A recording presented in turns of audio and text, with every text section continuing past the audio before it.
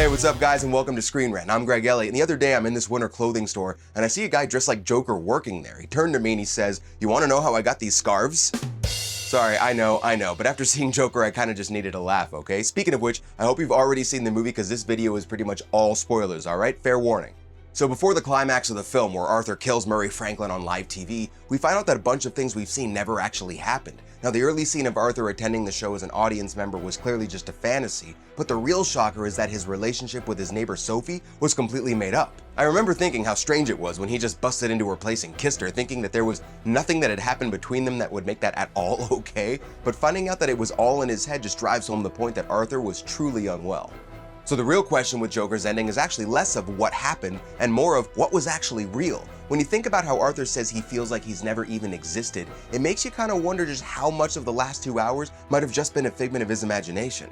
It makes you question pretty much every scene in the whole movie, but we can say with some certainty that the final scene with Arthur being questioned by a psychiatrist in Arkham is really happening. It's the cap to the story and it suggests that Arthur did eventually get caught and locked up. But notice that he's in the exact same room that he imagined his mother in 30 years ago, and the room in the psychiatrist also looks strangely similar to the social worker in her office from the opening scene. That's not by accident.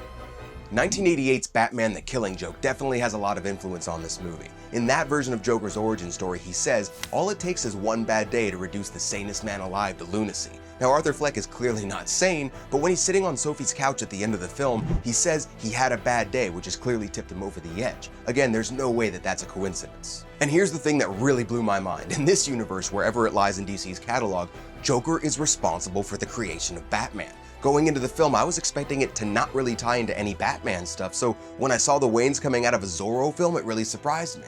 Now, Joker didn't pull the trigger, or even set it up purposefully, but his action started the sequence of events that led to it. And if you were wondering exactly when Joker takes place, Zorro the Gay Blade and Excalibur, which you see a poster of at the theater, both came out in 1981, so I think that's your answer right there.